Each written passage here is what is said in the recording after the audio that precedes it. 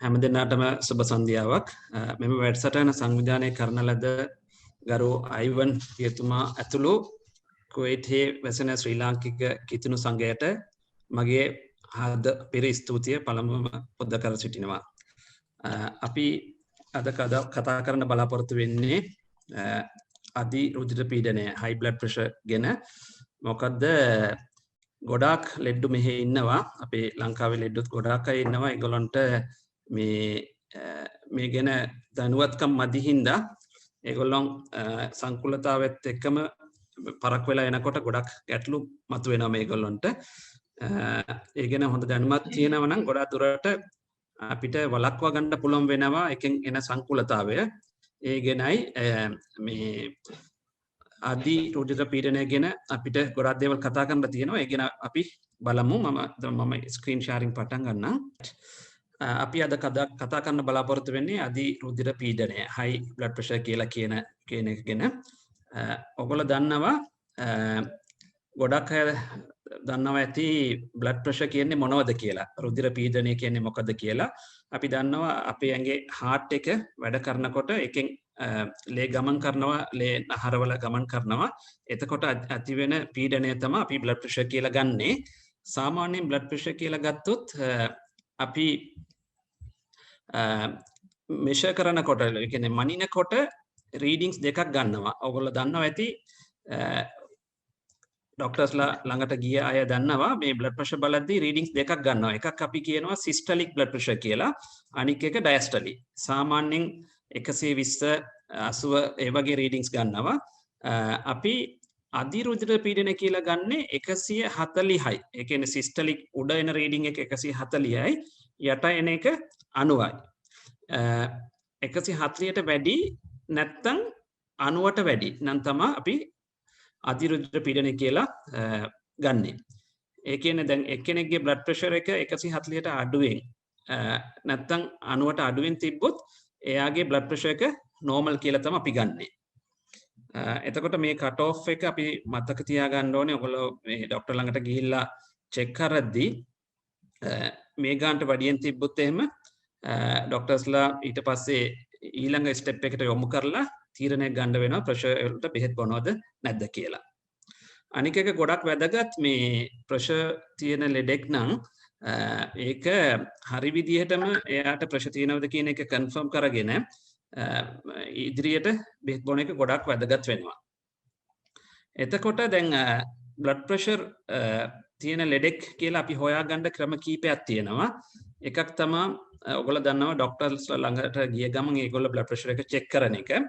ඒකට අමතරව සමහර ලෙඩුන්ගේ බ්ලඩ් ප්‍රෙෂර් වැඩියෙන් තිබ්බොත් එකපාරක් විතරක් ප්‍රෙෂර් එක චෙක් කරලා අපි ඔයාට ප්‍රෙෂර් තියෙනවා බෙහෙත් බොන්න කියලා බෙහෙත් දෙන්නේ නැහැ.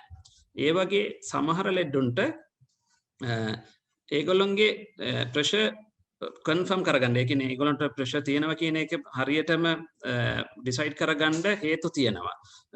ඒකට පරීක්ෂණ තියෙනවා. ඒක එකක් තමයි ගෙදරදී ප්‍රෙෂර් චෙක් කරන මෙතඩ් එකක් තියෙනවා. සමහර ලෙඩුන්ට තව ගෙදරදී චෙක් කරන මැෂින් එකක් ෆිට කරලා දීලා පැය 24ක් චෙක් කරලා ඊට පස්සේ ඒගොල්ලෝ රිපෝට්ස් ඒ කියන්නේ මැෂින් එක අරගෙන ආවට පස්සේ ඒකේ කම්පියුටර් එකට දාලා ඒක මැනලා ඩිසයිඩ් කරන කට්ටියක් ඉන්නවා. මෙතනදී මේක පොඩ්ඩක් අර 140 90 කියන එක පොඩ්ඩක් මතක තියාගන්න හරි. right ඉදිරියේදී මම ඒ ගැන විස්තර කරන්නම්. right දැන් ගොඩක් කට්ටිය මේ මම දැකලා තියෙනවා මේ එක මිත්‍යාවන් හිතාගෙන ඉන්නවා බ්ලඩ් ප්‍රෙෂර් ගැන. ඒක ගැන පොඩ්ඩක් පැහැදිලි කරන්න මම කැමතියි. එකක් තමයි සමහර ලෙඩ්ඩෝ ඇවිල්ලා කියනවා ડોක්ටර් මම මේ දැන් බෙහෙත් බීවා මගේ ප්‍රෙෂර් එක දැන් කන්ට්‍රෝල් වෙලා තියෙන්නේ. දිගටම මට බොන්න අවශ්‍ය නැද්ද ડોක්ටර් කියලා අහනවා අපේ. සාමාන්‍යයෙන් හොඳට මතක තියාගන්න ඕනේ සමහර බෝ නොවන රෝග ගත්තොත් එක්කෙනෙකුට හැදුනොත් ඒක නැති වෙන්නේ නැහැ. high blood pressure කියන එක අධික රුධිර පීඩනය කියන එකත් ඒ වගේ ලෙඩක් එක්කෙනෙකුට හැදුනොත් දිගටම බෙහෙත් බොන්න ඕනේ. එහෙම බොන්න නැතුව නතර කරොත් එහෙම ඒගොල්ලන්ට සංකූලතා ගොඩක් මතුවෙන්න පුළුවන්. ඒ ගැන මම ඉදිරියේදී කියන්න. දෙවෙනි එක සමහර ලෙඩු කියනවා ડોක්ටර් මට මේ ප්‍රෙෂර් තියෙනවා ඇඟට දැනෙනවා. ඒ වෙලාවට විතරයි මම බෙහෙත් ගන්නෙ.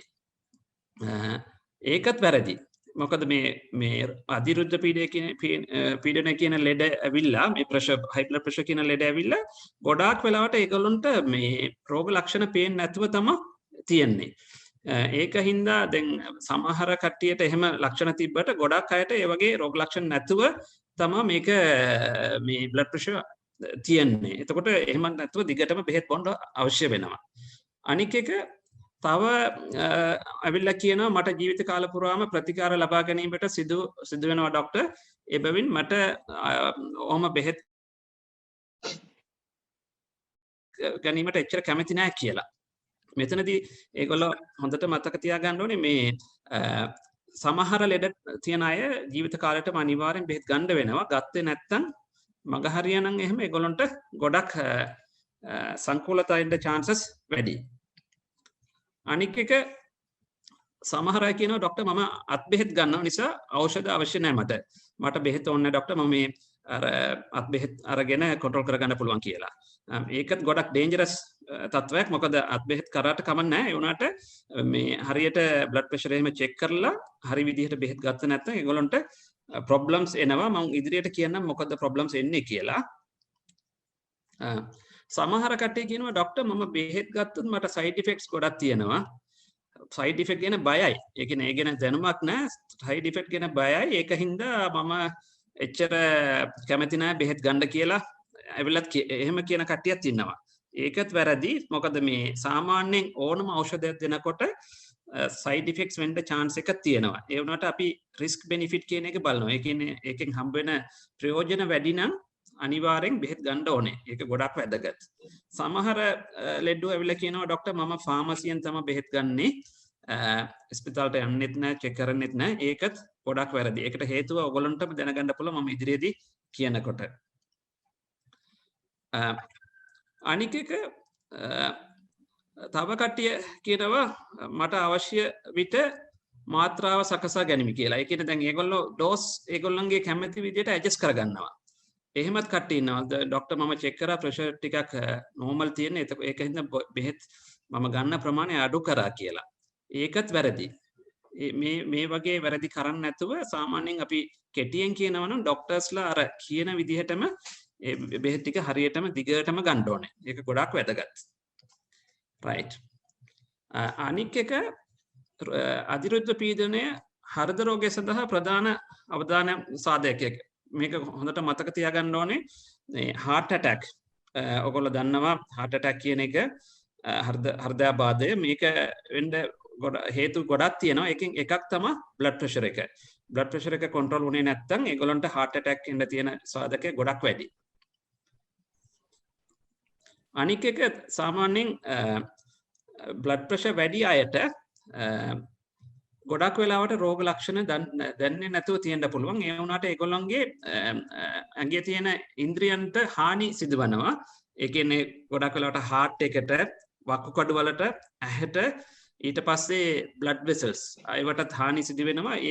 ඒව සමහර අය ප්‍රසන්ට් වෙන්නේ. ඒ කියන්නේ ડોක්ටර්ස් ළඟට එන්නේ ප්‍රෙෂර් ගොඩක් කල් තියලා ඒගොල්ලෝ චෙක් කරලා කවදාවත් චෙක් කරලත් නැතුව ප්‍රෙෂර් ගොඩක් වැඩි වෙලා එක්කෝ heart problem උත් එක්ක නැත්නම් කිඩ්නි ප්‍රොබ්ලම් එක්ක නැත්නම් ස්ට්‍රෝක් සමහර අයට මේ අංශභාගය වගේ මේ වගේ දේවල් එක්ක ප්‍රසන්ට් වෙනවා. ඒක හින්දා මේ හොඳ හරි විදිහට මේ ගැන අවබෝධය තියාගෙන හිටියොත් මේක හරියට චෙක් කරලා වළක්වා ගන්න පුළුවන් වෙනවා. අනික එක ගොඩක් වෙලාවට වයසට යනකොට ප්‍රෙෂර් වැඩි වෙන මේකක් තියෙනවා. අපි කියන්නේ දැන් අපි කියමු දැන් වයස 60 නැත්නම් ඒකට වැඩියෙන් යනකොට එහෙම 150ටත් වැඩිය ගොඩක් අයට බ්ලඩ් ප්‍රෙෂර් තියෙනවා. තව එකක් තමයි දැන් හොයාගෙන තියෙන තව එකක් ගොඩක් අය ප්‍රෙෂර් තියෙන ගොඩක් අය වයසට යන කට්ටිය ගොඩක් අය ප්‍රෙෂර් වලට බෙහෙත් බොන්නේ නැති මේකක් තියෙනවා. ඒ කියන්නේ හරි විදිහට කන්ට්‍රෝල් කරගන්න බැරි වෙනවා ඒගොල්ලන්ට. තවත් එක දෙයක් තමයි දැන් අපි කියමු අපේ බ්ලඩ් ප්‍රෙෂර් එක 160යි 90ට තියෙනවා කියලා. ඒක 140යි 80ට අඩු කරගන්න පුළුවන් නම් ඒක අර බ්ලඩ් ප්‍රෙෂර් කන්ට්‍රෝල් වෙන හින්දා ඒගොල්ලන්ට එන්න තියෙන ප්‍රොබ්ලම්ස් ඒ කියන්නේ කොම්ප්ලිකේෂන්ස් සංකූලතාවය 50කින් වගේ අඩු කරගන්න පුළුවන් කියලා හොයාගෙන තියෙනවා. ඒ කියන්නේ සමහර වෙලට අපි හිතන්න පුළුවන් මිලිමීටර් 20යි 10යි කියන ඒ කියන්නේ පොඩි ප්‍රමාණයෙන් මෙච්චර පුළුවන්ද කියලා. ඔව් ඒක හොයාගෙන තියෙනවා. ඒක ගොඩාක් වැදගත්. ඒ කියන්නේ බ්ලඩ් ප්‍රෙෂර් කන්ට්‍රෝල් එකට ඒක ගොඩාක් වැදගත් වෙනවා. අනික් එක තමයි වයසට යනකොට ප්‍රෙෂර් එන්න තියෙන chances වැඩි වෙනවා. right. අපේ මේ ටාගට් එකක් තමයි බ්ලඩ් ප්‍රෙෂර් තියෙන අයට මේ වගේ සංකූලතා එන්න කලින් හොයාගෙන ඒක හරියට කන්ට්‍රෝල් කරගත්තා නම් ඉදිරියේදී ඒගොල්ලන්ට එන්න පුළුවන් සංකූලතා ටික වළක්වා ගන්න පුළුවන්. right. ඊළඟට අපි බලමු මේ අධිරුධිර පීඩනය සඳහා මොකද්ද හේතු මොන හේතු හින්දාද මේක වෙන්නේ කියලා. මේකෙදි අපිට බලන්න පුළුවන් ගොඩාක් වෙලාවට ප්‍රෙෂර් එන්න ඒ කියන්නේ අධිරුධිර පීඩනය වෙන්න හේතු ගත්තොත් 95%ක්ම අපි කියනවා essential hypertension කියලා. ප්‍රාථමික අධිරුධිර පීඩනය කියලා කියන්නේ මේකට රීසන් එකක් නැතුව වෙන්න පුළුවන් ගොඩාක් වෙලාවට 95%ක් විතර. සමහර අයට මත්පැන් හින්දා වෙන්න පුළුවන්, තරබාරුකම හින්දාත් වෙන්න පුළුවන් කියලා හොයාගෙන තියෙනවා.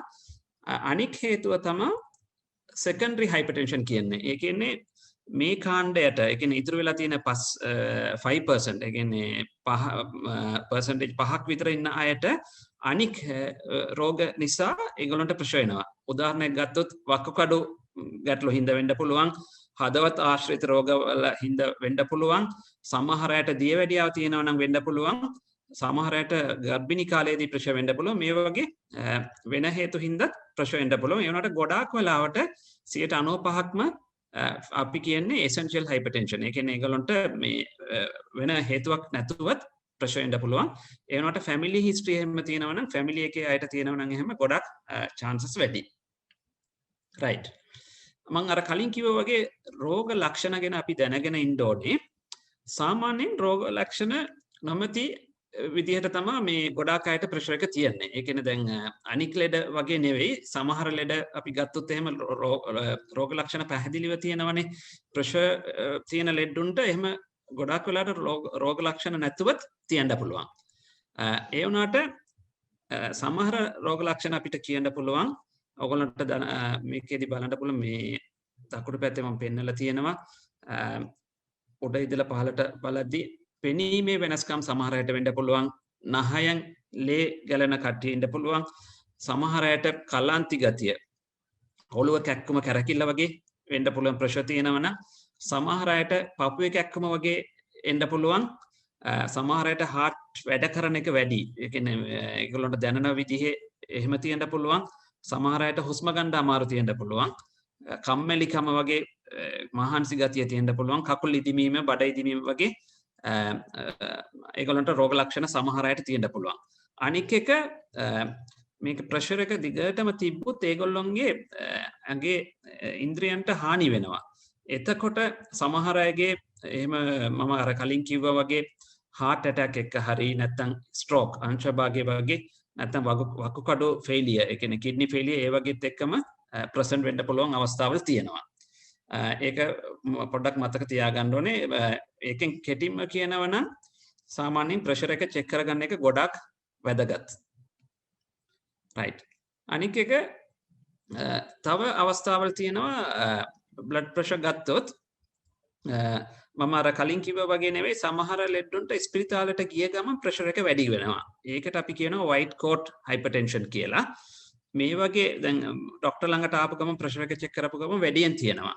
අපි සාමාන්‍ය කරන මේගොල්ලන්ගේ මේ වගේ අයට ගෙදරදී ප්‍රෙෂර් චෙක් කරන්න arrange කරලා දෙනවා. මොකද මෙහෙම කාණ්ඩයක් ඉන්නවා. ඒගොල්ලන්ට ස්පිරිතාලේ විතරක් ප්‍රෙෂර් එක වැඩි නම් ඒ වෙලෙම බෙහෙත් පටන් ගන්නෙ නෑ. ડોක්ටර්ස්ලා චෙක් කරනවා.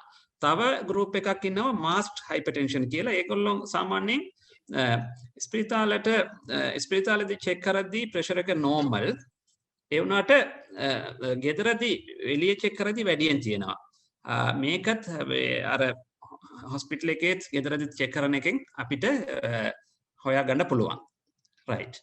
අපි දැන් බලමු ප්‍රෙෂර් අධිරුධිර පීඩනය වෙන්න අවදානම් සාධක මොනවද කියලා. මේක ගොඩක් වැදගත්. මේ කොයි වගේ අවදානම් සාධක තියෙන එකද මේ ප්‍රෙෂර් එක වෙන්න ප්‍රෙෂර් එන්න chances වැඩි කියලා ගත්තොත් එකක් ඇවිල්ලා සාමාන්‍යයෙන් ස්ත්‍රී පුරුෂ භාවය ගත්තොත් පිරිමියට ටිකක් chances වැඩි.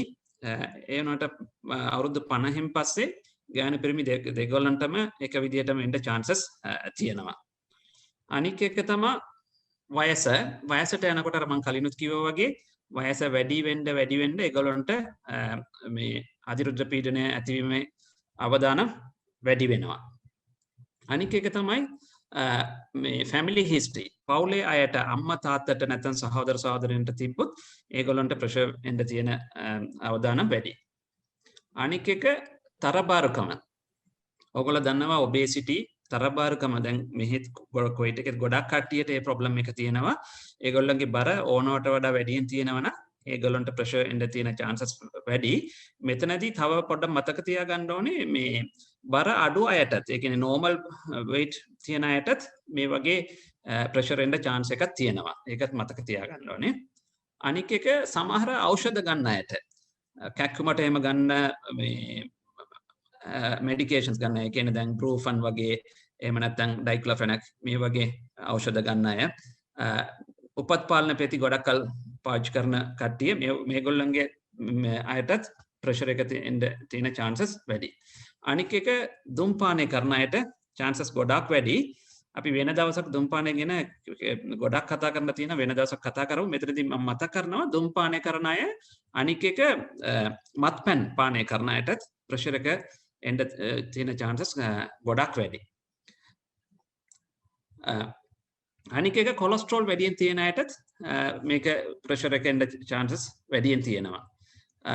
තව ගොඩක් ස්ට්‍රෙස් වෙන අය මානසික ආතතිය වැඩියෙන් තියෙන අය. ඒ කියන්නේ ගොඩක් මේ ඒගොල්ලන්ට කාර්ය බහුලයි රෙස්ට් නැති ඒ වගේ අයටත් ප්‍රෙෂර් එක එන්න තියෙන chances වැඩි වෙනවා. අනික එක lack of physical activity කියලා අපි කියනවා. මොකද මේ ඇවිදින්නේ නැතුව එක්සර්සයිස් කරන්නේ නැතුව ඉන්න අයටත් මේක වැඩි වෙනවා වැඩියෙන් මේ එන්න තියෙන chances වැඩි කියලා හොයාගෙන තියෙනවා. right. ඊළඟට අපි බලමු රුධිර පීඩනයේ මනින උපකරණ වර්ගය. මේක ගොඩාක් වැදගත්. ඒකයි මම ෆොටෝස් දාලා තියෙන්නේ. ඕගොල්ලෝ දන්නවා මුල් කාලේ නම් අපි ගොඩාක්ම පාවිච්චි කරේ manual blood pressure machine. ඕගොල්ලෝ දන්නවා ડોක්ටර්ස් ළඟට ගිය ගමන් අර අතට මේව කරලා පම්ප් කරලා බලන එක තමයි තිබ්බේ. දැන් මේ දවස්වල අපි ගොඩාක් පාවිච්චි කරන්නේ automatic.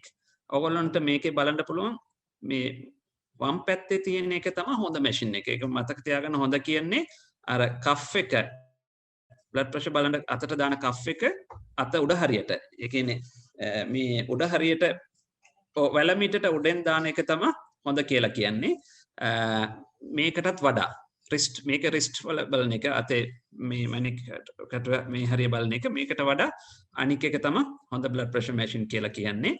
මොකද මේ ප්‍රෙෂර් තියෙන අය ඉදිරියට ගන්න යනවනම් මේ වගේ මැෂින් එක තමයි බලලා ගන්න අවශ්‍ය වෙන්නේ. right. දැන් අපි සාමාන්‍යයෙන් කියනවා ප්‍රෙෂර් තියෙන ලෙඩුන්ට පුළුවන් නම් blood pressure machine එකක් අරන් පාවිච්චි කරන්න කියලා. මේ මැෂින් එක ගන්නකොට ඒගොල්ලෝ ගන්න ඕනේ අලුත් මැෂින් තමයි ගන්න ඕනේ. සාමාන්‍යයෙන් අවුරුදු 4 වෙනකන් හොඳ මැෂින්ස් මේ කියන දැන් ගත්ත මැෂින් අවුරුදු 4 වෙනකන් පාවිච්චි කරන්න පුළුවන්. අවුරුදු 4න් පස්සේ මාරු කරන්න ඕනේ කියලා හොයාගෙන තියෙනවා. අනික් එක ගන්නකොටම ඒගොල්ලෝ හරියට චෙක් කරලා මැෂින් එක ඇකියුරේට්ද කියලා හරියට වැඩ කරනවද කියලා බලලා ඒගොල්ලෝ චෙක් කරලා දෙනවා. අවුරුදු 2කින් පස්සේ අර ගත්ත තැනින්ම ආපහු චෙක් කරගන්න පුළුවන් ඕගොල්ලන්ගේ රීඩින්ග්ස් හරිද කියලා. ඒක ගොඩක් වැදගත්. දෙවෙනි එක ගෙදරදී ප්‍රෙෂර් චෙක් කරන කට්ටියට අපි කියන්නේ ඉස්සරලාම අපි කියමු ડોක්ටර් ළඟට ලෙඩෙක් ආවා ඊට පස්සේ එයාගේ ප්‍රෙෂර් එක වැඩියෙන් තිබ්බා ඊට පස්සේ ડોක්ටර් ඒ වෙලෙම බෙහෙත් දෙන්න නැතුව ගෙදරදී චෙක් කරන්න දෙනවා ඒගොල්ලන්ට. ඒගොල්ලන්ට කියනවා අවම වශයෙන් දින 4ක් චෙක් කරනවා නම් හොඳයි. සතියේ දවස් 7ම චෙක් කරනවා ගොඩක් හොඳයි කියලා කියනවා. එහෙම චෙක් කරලා රීඩින්ග්ස් ටික අරගෙන එන්න කියලා කියන්නේ. එතකොට අපි දැනගන්න ඕනේ රීඩින්ග්ස්. ඒ කියන්නේ දැන් අපි මේකේ මේ බ්ලඩ් ප්‍රෙෂර් මෙෂර් කරද්දී දවසට දෙපාරක් ගෙදරදී මෙෂර් කරන්න ඕනේ.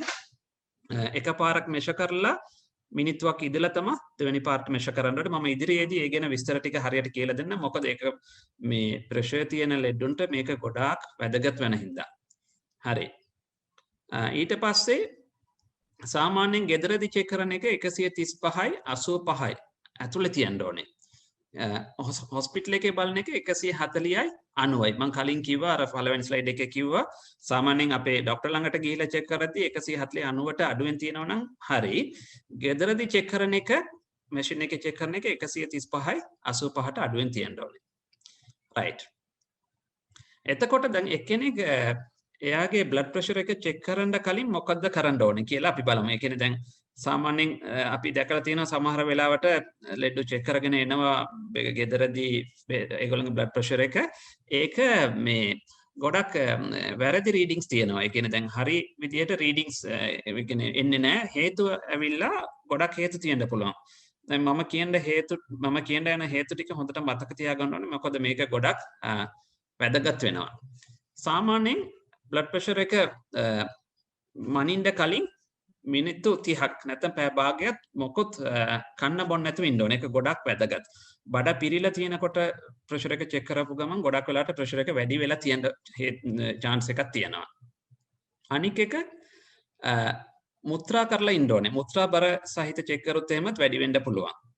අනික එක අවම වශයෙන් මිනිත්තු 5ක්වත් මේ සාමාන්‍යයෙන් හොඳට පුටුවේ ඉඳගෙන පුටුවේ හාන්ස් මේ පස්සට හේතු වෙලා පහසුවෙන් වාඩි වෙලා ඉන්න ඕනේ. චෙක් කරන්න කලින් ගොඩක් වැදගත්. මොකද සමහර අය ආපු වෙලෙන්ම චෙක් කරනවා. එතකොට ප්‍රෙෂර් එක වැඩියෙන් තියෙන්න පුළුවන්. අනික එක පාද දෙකම බිම සමතලා කර කකුල් දෙක කෙලින් තබා ගන්න ඕනේ. මම ඊළඟට පින්තූරයක් පෙන්නන්නම්. මේකත් වැදගත්. ඊට පස්සේ බ්ලඩ් ප්‍රෙෂර් මැෂින් එක පපුවේ උස ඒ කියන්නේ මේසේ මත කෆ් එක ඒ කියන්නේ පපුවේ ගානට වගේ තියන්න ඕනේ. ඒකත් ගොඩක් වැදගත්. සාමාන්‍යයෙන් හුස්ම ගන්න ඕනේ. ඊට පස්සේ අර කෆ් එක හරියට අතේ තියලා ගොඩක් ලූස් එකටත් නෙවෙයි තදටත් නෙවෙයි හරියට ෆික්ස් කරගෙන තමයි ප්‍රෙෂර් එක මෙෂර් කරන්න ඕනේ. ඊට පස්සේ ෂර්ට් හරි නැත්තම් බ්ලවුස් එක ඇඳලා තියෙනවනේ ඒක උඩට කරලා කෙලින්ම මෙෂර් කරන එක හොඳයි. අනික එක සිගරට් බොන අය මේක ගොඩක් වැදගත්. මොකද අපි දැකලා තියෙනවා සමහර අය සිගරට් බීලා ආපු ගමන් චෙක් කරපු ගමන් බ්ලඩ් ප්‍රෙෂර් එක ගොඩක් වැඩි ඒගොල්ලන්ගේ. එහෙම වෙනවා. ඒකින්ද අපි කියනවා විනාඩි 30කට පෙර දුම්බීම වලක්ව ගන්න ඕනේ මේ චෙක් කරන්න. right. සාමාන්‍යයෙන් අපි රීඩින්ග්ස් ගන්නකොට ලෙඩුන්ට කියනවා පළවෙනි රීඩින් එක අයින් කරන්න කියලා. මැෂින් එකට එන පළවෙනි රීඩින් එක අයින් කරලා ඊටු රීඩින්ග්ස් දෙක අරගෙන උදේට 2යි හවසට 2යි. එහෙම සතියක් ලියාගෙන ඉන්න කියලා තමයි කියන්නේ. right. ඊළඟට අපි බලමු මේකෙනුත් පෙන්නලා තියෙන්නේ අර මම අර කලින් කියපු ටිකේ සමරි එක තමයි මේකේ පෙන්නලා තියෙන්නේ. පුටුවේ වාඩි වෙන හැටි, කකුල තියාගෙන හැටි, අතේ හරියට කෆ් එක දාන්නේ කොහොමද? රිලැක්ස් වෙලා ඉන්න ඕනේ. මේකෙන් පස්සේ තමයි බ්ලඩ් ප්‍රෙෂර් එක මෙෂර් කරන්න ඕනේ. right. මම මුලදී කිව්වා අර බ්ලඩ් ප්‍රෙෂර් මෙෂර් කරන විදිහ, ගෙදරදී මෙෂර් කරන විදිහ දෙකක් තියෙනවා කියලා. වෛද්‍යවරු පාවිච්චි කරන මේ ක්‍රම දෙකක්. එකක් ඇවිල්ලා අපේම බ්ලඩ් ප්‍රෙෂර් මැෂින් ගෙදරදී මෙෂර් කරන එක. ඒකට අපි කියනවා හෝම් බ්ලඩ් ප්‍රෙෂර් මොනිටරින් කියලා. තව එකක් තියෙනවා ස්පිරිතාලවල තියෙනවා මෙහෙනුත් කොයිඩ් හොස්පිටල් වලත් ඒක තියෙනවා ඇම්බියුලේටරි බ්ලඩ් ප්‍රෙෂර් මොනිටරින් කියලා. ඕගොල්ලන්ට මේ දකුණු පැත්තේ මම පෙන්නලා තියෙනවා මේ පින්තූරයක් මේක බලන්න පුළුවන්. ලෙඩාට අර මැෂින් එක ෆික්ස් කරලා දෙනවා. එයා ඒක දාගෙන ගෙදර ගිහිල්ලා පැය 24ක් තියාගෙන ඉන්නවා. මිනිත්තු 20ට සැරයක් ප්‍රෙෂර් එක මෙෂර් කරලා ඒකේ මේ බ්ලඩ් ප්‍රෙෂර් මැෂින් එකේ මේකේ ඒක රෙකෝඩ් වෙනවා. ඊට පස්සේ ඊළඟ දවසේ එයා ගිහිල්ලා දුන්නාට පස්සේ ඒක කම්පියුටර් එකට දාලා ඒක එයාගේ ප්‍රෙෂර් ඔක්කොම ඒකේ තියෙන රීඩින්ග්ස් අරගෙන වෛද්‍යවරු ඩිසයිඩ් කරනවා මේ කොහොමද මෙයාට මේ ප්‍රෙෂර් වලට කොහොමද බෙහෙත් කොහොමද දෙන්නේ කියලා. right. අනික එක ඊළඟට ගොඩාක් වැදගත් දෙයක් තමයි ඕගොල්ලෝ ඩොක්ටර්ස් ළඟට ගිය ගම හරි තොරතුරු දෙන්න ඕනේ. ඒක ගොඩාක්ම වැදගත්. මොකද මේ සමහර වෙලාවට බෙහෙත් මේ බ්ලඩ් ප්‍රෙෂර් ලෙඩු අපිට හරියට හොයාගෙන ඒගොල්ලන්ට බ්ලඩ් ප්‍රෙෂර් වෙලා තියෙන්නේ මොන හේතු කියලා හොයාගන්න ගොඩක් වැදගත් වෙනවා. ඕගොල්ලන්ගේ අර නිසි තොරතුරු. ඒක ගොඩක් වැදගත්. එතකොට දැන් සාමාන්‍යයෙන් අපි ඩොක්ටර්ස්ලා හිස්ටරි ගන්නකොට ඕගොල්ලන්ගේ විස්තර ගන්නකොට අපි බලනවා මේ ප්‍රෙෂර් හින්දා එන්ඩෝගන් ඩැමේජ් කියලා කියනවා. අපි කියමු දැන් ප්‍රෙෂර් එක හાર્ට් එකකින් පම්ප් වෙලා ඇඟට යනකොට මොලේ හානි වෙන්න පුළුවන්, ඇහැට හානි වෙන්න පුළුවන්, heart එකටම හානි වෙන්න පුළුවන්, kidney එකට හානි වෙන්න පුළුවන්. එතකොට ඒකට හේතු තියෙනවා. සාමාන්‍යයෙන් දැන් ප්‍රෙෂර් එකිනෙකට ප්‍රෙෂර් හැදිලා මොලේ මොන හරි ප්‍රොබ්ලම්ස් තියෙනවා නම් එයාට ඔළුවේ කැක්කම වෙන්න පුළුවන්, කැරකිල්ල එන්න පුළුවන්, ඊට පස්සේ කලන්ති වගේ එන්න පුළුවන්, පෙනීම අඩු වෙන්න පුළුවන්. සමහර අයට මේ පොඩි අංශභාගයක් වගේ ඒකට අපි කියනවා transient ischemic attack, පොඩි stroke කියලා, minor stroke කියලා කියනවා. එහෙම වෙන්න පුළුවන්. ඒ වගේ ප්‍රොබ්ලම්ස් තියෙන්න පුළුවන්. මේ ડોක්ටර්ස්ලාට මේ එහෙම තියෙනවා නම් අනිවාර්යෙන් කියන්න ඕනේ. දෙවෙනි එක තමයි හදවත් සම්බන්ධ මේ සමහර අයට පපුවේ කැක්කුමත් එක්ක එන්න පුළුවන්. හුස්ම ගැනීමේ අපහසුතාවය තියෙන්න පුළුවන්. කකුල් ඉදිමෙනවා වගේ තියෙන්න පුළුවන්. ඒ වගේ කලින් කලන්ති හැදිලා වැටිලා ඒ වගේ රෝග ලක්ෂණ තියෙන්න පුළුවන්. අනික එක තමයි කිඩ්නි වකුගඩු සම්බන්ධව ඩැමේජ් වුණොත් එහෙම ගොඩක් වෙලාවට වැඩිපුර මුත්‍රා යන එක සමහර අයට තියෙන්න පුළුවන්. ඒ වගේම රැයට නැගිටලා මුත්‍රා කරන්න යනවා අවශ්‍ය වෙනවා. මුත්‍රාත් එක්ක ලේ යනවා වගේ තියෙන්න පුළුවන්. යූරින් ඉන්ෆෙක්ෂන් වගේ කලින් හැදිලා තියෙන්න පුළුවන්. අනික එක තමයි පෙරිෆරල් ආර්ටරිස් කියන්නේ ඒ කියන්නේ අත් කකුල් වල ගොඩක් වෙලාවට කකුලේ තියෙන ආර්ටරිස් වල ටිකක් දුර යනකොට ඇවිදගෙන යනකොට ගොඩක් කැක්කම එනවා. නතර වෙච්ච ගමන් කැක්කම අඩු වෙනවා. මේගොල්ලන්ට වෙන්නේ කකුල් වලට ලේ ගමන් කරන නහරවල කොලෙස්ටරෝල් බැඳිලා මේ ප්‍රෙෂර් එක හින්දා මේගොල්ලන්ට මේ ප්‍රොබ්ලම් එක හැදිලා තියෙන්නේ. එතකොට ඒ වගේ දේවලුත් හරියට විස්තර ටික කියන්න ඕනේ. අනික එක තමයි සමහර අයට ෆැමිලි හිස්ටරි. පවුලේ වකුගඩු සම්බන්ධ රෝග තියෙනවා නම්, ඒ කියන්නේ වකුගඩු සම්බන්ධ රෝග පවුලේ අයට තියෙනවා නම් මේගොල්ලන්ටත් මේ ප්‍රෙෂර් එක හින්දා ගැටලුවක් මතුවෙන්න පුළුවන්. මේගොල්ලත් ඒ ගැන විස්තර ටික වෛද්‍යවරුන්ට හරියට කියන්න ඕනේ. ඊළඟට අපි බලමු දීර්ඝකාලීන අධිරුධිර පීඩනය තියෙන කෙනෙකුට වෙන්න පුළුවන් සංකූලතා හතරක් තියෙනවා. හතරක් නෙවෙයි පහක් තියෙනවා. මේ පහ ගොඩක් වැදගත්. හොඳට මතක තියාගන්න ඕනේ. ඕගොල්ලන්ට බලන්න පුළුවන් මේකේ උඩ හරිය මොලේ පෙන්නලා තියෙනවා. ස්නායු පද්ධතිය ආශ්‍රිත සංකූලතා. එතකොට මොලේට යන බ්ලඩ් වෙසල්ස් වල පුපුරන්න පුළුවන්. පුපුරලා මේගොල්ලන්ට මේ අංශ භාගය වගේ වෙන්න පුළුවන්. ඒ වගේම ඇස් වලට බ්ලඩ් සප්ලයි එකට ප්‍රොබ්ලම් වෙනවා. ඊට පස්සේ දිගටම ප්‍රෙෂර් එක වැඩියෙන් තිබ්බොත් එහෙම ඒගොල්ලන්ගේ පෙනීම අඩු වෙලා ගොඩක් ප්‍රශ්න මතුවෙන්න පුළුවන්. අනික් එක තමයි heart එකට. heart attack එකක් මේගොල්ලන්ට එන හෘදයාබාධයක් එහෙම එන්න තියෙන chances ගොඩක් වැඩි වෙනවා. අනික් එක දැන් ප්‍රෙෂර් ගොඩාක් තියෙන අයට වකුගඩු වලට හානි වෙනවා. දිගටම බෙහෙත් කරන්න නැතුව තිබ්බොත් ඒගොල්ලන්ගේ කිඩ්නි ෆේලියර් මතුවෙන්න පුළුවන්. ඒ කියන්නේ කිඩ්නි එකේ ෆන්ක්ෂන් එක ඇෆෙක්ට් වෙලා අන්තිමට ඒක ගොඩක් කිඩ්නි ෆේලියර් වෙනකම්ම යන්න පුළුවන්. තවත් එක දෙයක් තමයි මේ බ්ලඩ් වෙසල්ස්. ඒ කියන්නේ රුධිර නාල ආශ්‍රිත සංකූලතා. ඒකේ ඇතුලේ කොලෙස්ටරෝල් එහෙම බැඳිලා බ්ලඩ් සප්ලයි හරියට යන්නේ නැතුව ඒගොල්ලන්ට ගොඩක් ප්‍රොබ්ලම්ස් මතුවෙන්න පුළුවන්. එතකොට ප්‍රෙෂර් තියෙන එක්කෙනෙකුට මේ සංකූලතාව වෙන්න පුළුවන් කියන එක මතක තියාගන්න එක ගොඩක් වැදගත් වෙනවා. right. ඊළඟට සාමාන්‍යයෙන් මම කලිනුත් කිව්වා මේ ප්‍රෙෂර් තියෙන ලෙඩෙක් සමහර කට්ටිය හිතාගෙන ඉන්නේ ප්‍රෙෂර් වලට විතරක් පෙති ෆාමසියෙන් අරන් බිව්වොත් ඇති කියලා. ඒක සම්පූර්ණයෙන්ම වැරදි.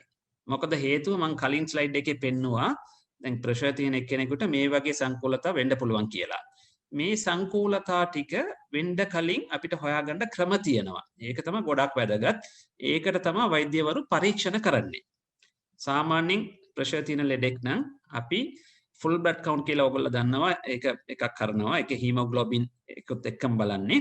තවත් එකක් තමයි බ්ලඩ් ෂුගර් එකක් චෙක් කරන්න ඕනේ අනිවාර්යෙන්. ප්‍රෙෂර් තියෙන අයට බ්ලඩ් ෂුගර් අනික එක HbA1c කියලා අර මම කලින් අපේ ඩයබටිස් ගැන කතා කරනකොටත් කිව්වා මේ පරීක්ෂණයෙන් අපිට මෙයාට මොකද ෂුගර් ප්‍රෙෂර් දෙකම ඉන්ටර් රිලේටඩ් දෙකම මේ සම්බන්ධතාවය තියෙන හින්දා ගොඩක් වැදගත් වෙනවා. අනික් එක තමයි ප්‍රෙෂර් තියෙන ලෙඩ්ඩුන්ගේ කොලෙස්ටරෝල් අනිවාර්යෙන් චෙක් කරන්න ඕනේ. දැන් සමහර ලෙඩ්ඩු දැන් අහනවා අපෙන් අයි ડોක්ටර් මේ ප්‍රෙෂර් තියෙනවා නම් කොලෙස්ටරෝල් චෙක් කරන්න කියලා. ඒකට හේතුව ප්‍රෙෂර් තියෙන ලෙඩ්ඩුන්ට කොලෙස්ටරෝල් එන්න පුළුවන්. කොලෙස්ටරෝල් ආවොත් ඒකෙන් ගොඩක් ගැටලු මතුවෙන්න පුළුවන්. මම ඉදිරියේදී කියන්නම් දැන් අපිට දැන් ප්‍රෙෂර් තියෙන ලෙඩෙක්ගේ කොලෙස්ටරෝල්ත් බලලා ප්‍රෙෂර් චෙක් කරලා එයාගේ බර උස ඒ ඔක්කොම බලලා එයාගේ ස්මෝක් කරන සිටුේෂන්ස් ඒ ඔක්කොම බලලා කියන්න පුළුවන් ඉදිරියේදී එයාට heart attack එකක් නැත්නම් stroke එකක් වෙන්න පුළුවන් ප්‍රතිශතය කීයද කියලා. මේ ඔක්කොම බලන්න මේ අනිවාර්ය මේ පරීක්ෂණ අවශ්‍ය වෙනවා. අනික එක තමයි blood වල අපි බලනවා kidney function test. Kidney function test කියන එකේ blood වල තියෙනවා serum creatinine කියලා test එකක්. ඊට පස්සේ electrolytes කියලා sodium potassium. මේක check කරන්න ඕනේ. මේකට හේතුව ඇවිල්ලා මොකද මේ සමහර ප්‍රෙෂර් වලට බොන බෙහෙත් වලින් පොඩි වෙනස්කම් වෙන්න පුළුවන්. ඒක හොයාගන්න පුළුවන්. අර kidney failure එකක් නැහැ කියන එකත් හොයාගන්න පුළුවන්. ඉදිරියේදී ගැටලුවක් වෙන්න පුළුවන්ද කියන එකත් බලන්න පුළුවන්. ඊට පස්සේ අක්මාව ගැන පරීක්ෂණ liver function test කරන්න වෙනවා. මොකද මේ ගොඩක් වෙලාවට ප්‍රෙෂර් තියෙන අයට කොලෙස්ටරෝල් තියෙනවා. ඒගොල්ලන්ට බෙහෙත් පටන් ගන්නකොට මේකේ අනිවාර්යෙන් දැනගෙන ඉන්න ඕනේ කොහොමද මේ අක්මාව හොඳට වැඩ කරනවද ඒකේ ගැටලු තියෙනවද කියලා. අනික එක තමයි මූත්‍රා පරීක්ෂණයක අනිවාර්යෙන් කරන්න ඕනේ. ඒකේ ප්‍රෝටීන් ලීක්ස් එහෙම තියෙනවනම් ඒක ඒ කියන්නේ මුල් හරියේ කිඩ්නි ෆේලියර් එකේ මුල් හරියේ ඉන්නේ. ඒකට බෙහෙත් කරන්න පුළුවන්. අනික එක ECG එකක් ගන්නවා සාමාන්‍යයෙන්. මොකද මේ සමහර අයට heart එකට ප්‍රෙෂර් බලපාලා තියෙනවද කියලා බලන්න ECG එකක් ගන්නවා. එතකොට සාමාන්‍යයෙන් ප්‍රෙෂර් තියෙන ලෙඩෙක් පළවෙනි සැරයෙන් ડોක්ටර් ළඟට ආපු ගමන් මේ පරීක්ෂණ ටිකක් අනිවාර්යෙන් කරගන්න ඕනේ. ඒකේ බලාපොරොත්තු වෙන්නේ ඒගොල්ලන්ට එන්න පුළුවන් සංකූලතාව මොන හරි හැදිලා තියෙනවද කියලායි ඉදිරියට වළක්වා ගන්න කොහොමද කියන එකත් මේකෙන් අපිට හොයාගන්න පුළුවන්. right. අනික් එක තමයි දැන් ප්‍රෙෂර් තියෙන ලෙඩෙක් ડોක්ටර් ළඟට ආපු ගමන් අපි හිස්ටරි එක අරගෙන ප්‍රෙෂර් එක හරියට චෙක් කරලා මේ හරියටම කන්ෆර්ම් කරලා කියනවා ඔයාට ප්‍රෙෂර් තියෙනවා බෙහෙත් බොන්න ඕනේ කියලා. එයාට අනික් පරීක්ෂණ ටිකත් කරගෙන එන්න කියලා අපි ඔක්කොම බලලා අපි cardiovascular risk assessment කියලා එකක් කරනවා. ඒ කියන්නේ හෘද වාහිනී අවදානම් තක්සේරු කිරීම කියලා. මේකෙන් අපිට කියන්න පුළුවන් ඉදිරියේදී කොච්චරද මේ ලෙඩට මේ කොහොමද මේ heart attack එකක් එන්න තියෙන chance කොහොමද නැත්නම් stroke එකක් එන්න තියෙන chance කොහොමද මේවා අපිට හොයාගන්න පුළුවන්. ඒකත් එක්කම දැන් කොලෙස්ටරෝල්ත් බලනවනේ. කොලෙස්ටරෝල්ත් බලද්දී දැන් ડોක්ටර්ස්ලා තීරණය ගන්නේ මෙයාට කොලෙස්ටරෝල් වලට බෙහෙත් ඕනේද නැද්ද කියන එකට මේ cardiovascular risk assessment එකෙන් තමයි අපි decide කරන්නේ. ඒක කරන්න ක්‍රම කීපයක් තියෙනවා. ඕගොල්ලන්ගේ ડોක්ටර් ළඟට ගිය ගමන් ඕගොල්ලන්ගේ report උත් එක්ක assessment methods තියෙනවා. ඒකට charts තියෙනවා. කම්පියුටර් එකට දාලා ඒකේ measurements අරගෙන අපිට කියන්න පුළුවන් ඔයාට අනිවාර්යෙන් කොලෙස්ටරෝල් වලට බෙහෙත් බොන්න ඕනේද නැද්ද ඒ ගැන එහෙම තීරණය ගන්න පුළුවන්. ඒක ගොඩක් වැදගත් වෙනවා සාමාන්‍ය ප්‍රෙෂර් තියෙන ලෙඩෙක්ගේ අපි සාමාන්‍ය කරනවා මේක. right. අනික එක සමහර ලෙඩුන් අපි ළඟට එනවා hypertensive emergency and hypertensive urgency කියලා දෙකක් තියෙනවා. මොකද සමහර අයගේ blood pressure එක ගොඩාක් වැඩි. 180යි 120ට වැඩියෙන් තියෙනවා. ඒගොල්ලන්ට ඔළුව කැක්කුම, පපුව කැක්කුම, කැරකිල්ල, පෙනීමේ problems ඒ වගේ target organ damage උත් එක්ක එනවා. ඒකට අපි කියන්නේ hypertensive emergency කියලා. ඒ වගේ ලෙඩුන් සාමාන්‍යයෙන් අපි emergency එකට යවලා ඒ වෙලෙම බෙහෙත් දීලා වෝඩ් එකට ඇඩ්මිට් කරලා කන්ට්‍රෝල් කරලා තමයි ඒගොල්ලන්ට හේතු මොනවද කියලා හොයලා බලලා තමයි ඩිස්චාර්ජ් කරන්නේ. තව කාණ්ඩයක් ඉන්නවා hypertensive urgency කියලා. ඒගොල්ලන්ගේ blood pressure 180යි 120ට වැඩි. ඒ වුණාට ඒගොල්ලන්ට අර දැනෙන්නේ නැහැ. මොකද මේ ඔලුව කැක්කමත් නැහැ මොකුත් නැහැ. මේගොල්ලන් ඒ කියන්නේ සාමාන්‍ය අය වගේ ඉන්නවා පොඩ්ඩක් සමහර අයට කැරකිල්ල වගේ පොඩි සිම්ප්ටම්ස් තියෙන්න පුළුවන්. ඒ වගේ ලෙඩුන් අපි හරියට බලලා බෙහෙත් පටන් ගන්න අවශ්‍ය වෙනවා. තව එකක් ඕගොල්ලෝ දන්නවා ඇති මේ ප්‍රෙග්නන්සි කාලේ ගර්භිණී මව්වරුන්ට එන ප්‍රෙෂර් එක ඒකේ වර්ග 3ක් තියෙනවා. ගර්භිණී අධිරුධිර පීඩනය pregnancy induced hypertension කියලා කියන්නේ සාමාන්‍යයෙන් බබෙක් බඩට ඇවිල්ලා මාස 5න් තමයි පටන් ගන්නෙ මේක. මේක ડોක්ටර්ස්ලා හරියට ට්‍රීට් කරන්න ඕනේ. ඒක ට්‍රීට්මන්ට් ගත්ත නැත්නම් ඒගොල්ලෝ ඉදිරියේදී ප්‍රී එක්ලාම්සියා කියන තත්වයට යන්න පුළුවන්. ඒ කියන්නේ ඒගොල්ලන්ගේ කිඩ්නි ඩැමේජ් වෙලා ප්‍රෝටීන් ලීක් වෙන්න පටන් ගන්නවා. සමහර අය ඒකත් මේ හරියට බෙහෙත් ගත්ත නැත්නම් එක්ලාම්සියා නැත්නම් ඒගොල්ලන්ට වලිප්පුව හැදෙනවා මේ ප්‍රෙෂර් එක හින්දා. ඒක හින්දා ජීවිත හානි වෙන්න පුළුවන් අම්මටයි බබාටයි. right. අපි ඊළඟට බලමු කොහොමද අපි රුධිර පීඩනය කෙනෙකුට හැදෙන එක වළක්වා ගන්න පුළුවන් කියලා. ඒක ගොඩක් වැදගත්. මේක හැමෝටම ඒ කියන්නේ ලෙඩ තියෙන අයටත් අනික් අයටත් මේක ගොඩක් වැදගත් වෙනවා. මෙතනදී බලන්න මේ වම් පැත්තේ දිනපතා ව්‍යායාම කරන ගැන කියලා තියෙනවා. සාමාන්‍යයෙන් ඕගොල්ලන්ගේ බර ඇගේ බර උසට හරි ගන්නට බලන එකට අපි කියනවා BMI කියලා. BMI එක සාමාන්‍ය 25ට වැඩි අය overweight තියෙන අය දවසට විනාඩි 45ක් එක්සර්සයිස් කරන එක ගොඩක් හොඳයි. සතියට දවස් 5ක් කියලා කියනවා. BMI normal කට්ටිය සාමාන්‍ය BMI normal කියලා කියන්නේ මේකේ පෙන්නලා තියෙනවා ඔයගලන්ට බලන්න පුළුවන් 18යි ඉඳලා 25 කියලා තමයි සාමාන්‍ය කියන්නේ. ඒ වුණාට ඒෂියන්ස්ලාට 23. මේ ගානට තියෙන BMI තියෙන අය දවසට විනාඩි 30ක් සතියට දවස් 5ක් එක්සර්සයිස් කරන්න ඕනේ. මොකද එක්සර්සයිස් කරනකොට ප්‍රෙෂර් එක අඩු වෙනවා, කොලෙස්ටරෝල් එක කන්ට්‍රෝල් වෙනවා, ෂුගර් එක එන්න තියෙන chances අඩු වෙනවා, බ්‍රේන් එකට මේ කියන්නේ ඇඟට හොඳ මේ කියන්නේ ෆිට්නස් එකක් දැනෙනවා, මෙන්ටලිත් හොඳ ෆිට්නස් එකක් දැනෙනවා. ඒක ගොඩක් වැදගත් මේ හැමෝම කරන්න ඕන එකක්. අනික එක සමබර ආහාර වේල ගන්න ඕනේ. සාමාන්‍යයෙන් ඔයගොල්ලෝ දන්නා සමබර ආහාර කියලා කිව්වොත් කාබෝහයිඩ්‍රේට් මේද ඊට පස්සේ ප්‍රෝටීන් විටමින්ස් මේ ඔක්කොම තියෙන ආහාර ගන්න කියලා කියන්නේ. එළවලු පළතුරු වැඩිපුර ආහාරයට ගන්න ඕනේ. මත්පැන් පානය පුළුවන් තරම් අඩු කරන්න ඕනේ. දුම්බීම නතර කරන්න ඕනේ. ලුණු භාවිතය අවම කරන්න ඕනේ. මේක ගොඩාක් වැදගත්. මොකද ලුණු වැඩියෙන් ගත්තොත් එහෙම ඒකෙන් අපිට මේ ප්‍රෙෂර් එක තියෙන chances වැඩි වෙනවා. ලුණු අධික වශයෙන් තියෙන අනෙකුත් ආහාර සාමාන්‍ය මේක short eats snacks bites භාවිත කරන එක අඩු කරන්න ඕනේ. මේ වගේ දේවල් වලින් පරිස්සම් වෙනවා නම් අපිට මොකද ඉදිරියේදී blood pressure එන්න තියෙන chances අඩු කරගන්න පුළුවන්. right. සාමාන්‍යයෙන් dash diet කියලා එකක් තියෙනවා. ඒකට කියන්නේ dietary approaches to stop hypertension කියලා. මේ මම පෙන්නලා තියෙන වගේ ආහාර ගත්තනම් pressure එන්න තියෙන chances අඩු වෙනවා. ප්‍රෙෂර් තියෙන අයටත් මේ වගේ ආහාර ගන්න කියලා කියනවා. ඒකේ ගොඩක් වෙලාවට වැඩිපුර කෙටිම කියනවා නම් පළතුරු එළවලු වැඩිපුර ගන්න කියලා කියන්නේ. ලුණු වැඩියෙන් තියෙන ආහාර අඩු කරලා ගන්න කියලා කියනවා. right. එතකොට දැන් ප්‍රෙෂර් තියෙන ලෙඩෙක් නම් මොනවද කරන්න ඕනේ? ඒගොල්ලන්ගේ ගොඩක්ම වැදගත් එක තමයි ડોක්ටර්ස්ලා කියන විදියට හැමදාම බෙහෙත් ටික ගන්න ඕනේ. තමන්ගේ හිතන විදිහට ඖෂධය අඩු වැඩි කරන්න නැතුව හරි විදිහට බෙහෙත් ගන්න ඕනේ. ඒක ගොඩක් වැදගත්. මම කලින් කිව්වා වගේ ලුණු පාවිච්චි කරන එක පුළුවන් තරම් අඩු කරගන්න ඕනේ. පළතුරු එළවලු වැඩිපුර ගන්න ඕනේ. දිනපතා අර මම කලින් කිව්වා වගේම ව්‍යායාම කරන්න ඕනේ. දුම්පානය සම්පූර්ණයෙන්ම නතර කරන්න ඕනේ. මොකද දුම්පානය කරන අයට ගොඩක් ගැටලු මතුවෙන්න පුළුවන්. heart attack එක එහෙම එන්න ප්‍රෙෂර් තියෙන කෙනෙක් දුම් බොනවා නම් එයාට heart attack එකක් එහෙම එන්න තියෙන chances ගොඩක් වැඩි වෙනවා. ඊට පස්සේ මත්පැන් පාවිච්චි පුළුවන් තරම් අවම කරන්න ඕනේ.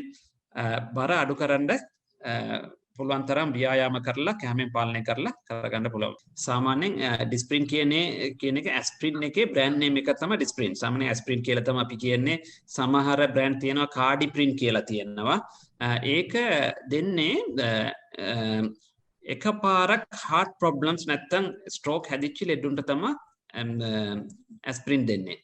අනික් අයට සාමාන්‍යයෙන් ඒක කියන්නේ දැන් දියවැඩියාව තියෙන එක්කෙනෙක් වෙන්න පුළුවන්, ප්‍රෙෂර් තියෙන එක්කෙනෙක් වෙන්න පුළුවන්. එයාට මේ එහෙම මේ කලින් heart attack එකක් නැත්තම් stroke එකක් හැදිලා නැත්තම් ඇස්ප්‍රින් නැත්තම් ඩිස්ප්‍රින් ගන්න අවශ්‍ය නැහැ. මොකද ඒකට හේතුව මේ සමහර අයට ඩිස්ප්‍රින් ඇස්ප්‍රින් ගත්තොත් මොකද ලේ ගැලෙන්න පුළුවන්, ඇතුළේම බ්ලීඩින් වැඩි වෙන්න පුළුවන්. ඒකෙන් මේ කියන්නේ දැන් ඒකෙන් හම්බෙන වාසිය අඩුයි. මේ කියන්නේ heart attack නැත්තම් stroke තියෙන කෙනෙක් නම් අනිවාර්යෙන් ඒගොල්ලෝගේ ජීවිත පුරාම ඇස්ප්‍රින් ගන්න ඕනේ. මොකද ඒ ගත්ත නැත්තම් ඒගොල්ලන්ට වෙන්න පුළුවන් හානිය වැඩි. අනික් එකක් තමයි මේ අවුරුදු 40ට වැඩි අය නම් අනිවාර්යෙන් එකපාරක් හරි ප්‍රෙෂර් එක චෙක් කරගන්න එක ගොඩක් හොඳයි. ඇත්තටම 40 නෙවෙයි ඒෂියන්ස්ලාට රිස්ක් එක ඊටත් වැඩි. 30ට වැඩි අය වුණොත් කමන්නේ චෙක් කරගන්න. අනික් එක ගොඩක් බර වැඩි අය, දියවැඩියාව තියෙන අය, ෆැමිලි හිස්ටරි තියෙන අය එහෙම කලින් වුණොත් චෙක් කරගන්න එක ගොඩක් හොඳයි. මොකද මේ එතකොට මේ ඩිසයිඩ් කරන්න පුළුවන් ට්‍රීට්මන්ට් ඕනද නැත්නම් ලයිෆ් ස්ටයිල් මොඩිෆිකේෂන් විතරක් කරා නම් ඇතිද එහෙම කියලා තීරණයක් ගන්න පුළුවන්. සාමාන්‍යයෙන් අර දියවැඩියාව වගේ තමයි දියවැඩියාවට ට්‍රීට්මන්ට් ගත්තොත් එක්සර්සයිස්, ඩයට්, මෙඩිකේෂන් වගේ ප්‍රෙෂර් එකත් මේ කියන්නේ සාමාන්‍යයෙන් අර grade 1 hypertension කියලා තියෙනවා. ඒගොල්ලන්ට බෙහෙත් පටන් ගන්න කලින් අපිට exercise diet වලින් control කරලා බලන්න පුළුවන්. ડોක්ටර්ස්ලා තමයි ඒක decide කරන්නේ. ඒක හින්දා check කරගන්න එක ගොඩක් හොඳයි. සාමාන්‍යයෙන් ගෙදරදී check කරලා ප්‍රෙෂර් එක වැඩි නම් වෛද්‍යවරයෙක් ළඟට ගිහිල්ලා check කරන්න ඕනේ. බෙහෙත් පටන් ගන්න නෑ ගෙදරදී. ડોක්ටර් කෙනෙක් තමයි අනිවාර්යෙන් බෙහෙත් පටන් ගන්නෙ. හරිද? ඒ කියන්නේ දැන් වෙන ඒ කියන්නේ දැන් අපි කියමු දැන් වෙන මොකොත්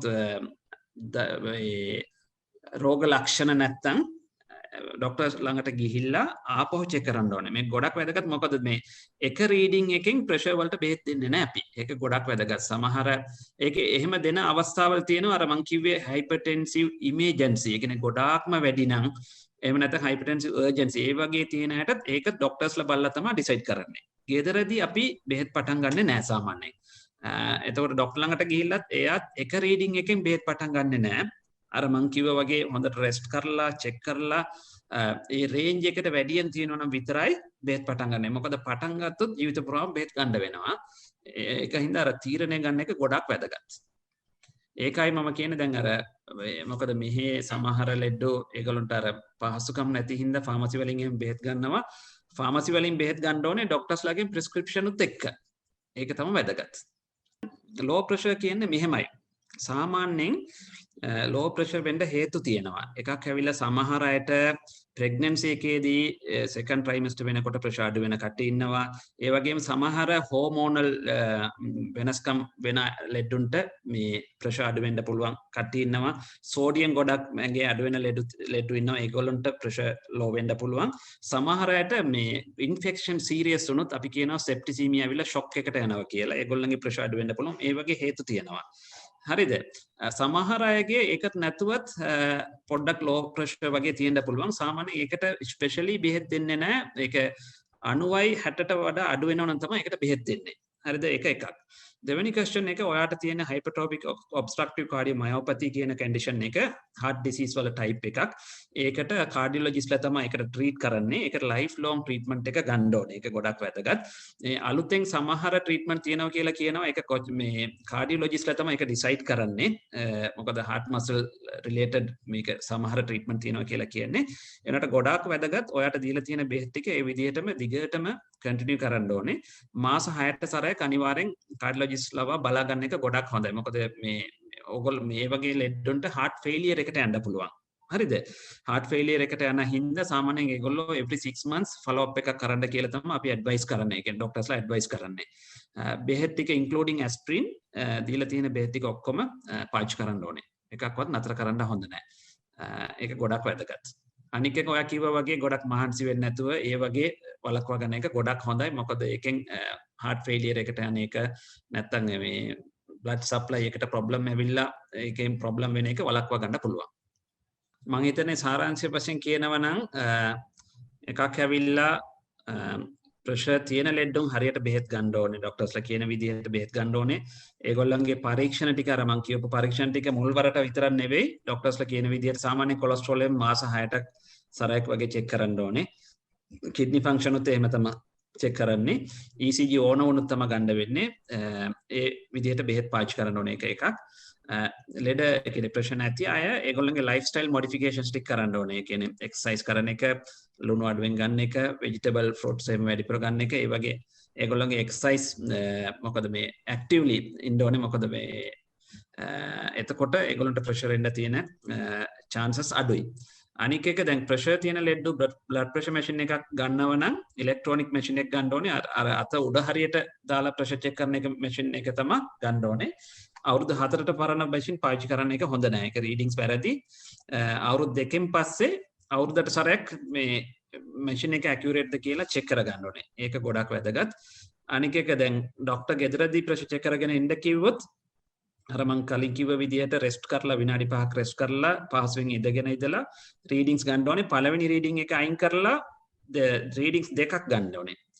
දෙවෙනි එක තුන්වෙනි එක 1 minute at least 1 minute gap එකක් තියලා ගන්න ඕනේ. ඒක හරියට ලියාගෙන ડોක්ටර් ළඟට එන්න ඕනේ. මොකද ලියනකොට දෙකම ලියන්න ඕනේ අර සිස්ටලික් බ්ලඩ් ප්‍රෙෂර් ඩයස්ටලික්. මොකද ඊයේ මට ලෙඩෙක් ආවා එයා ලියාගෙන අවිල්ල තිබ්බේ අර එක වැලියු එකක් විතරක් අපරාධයෙන්. මොකද දන්නේ නැති හින්දා. ඒ වගේ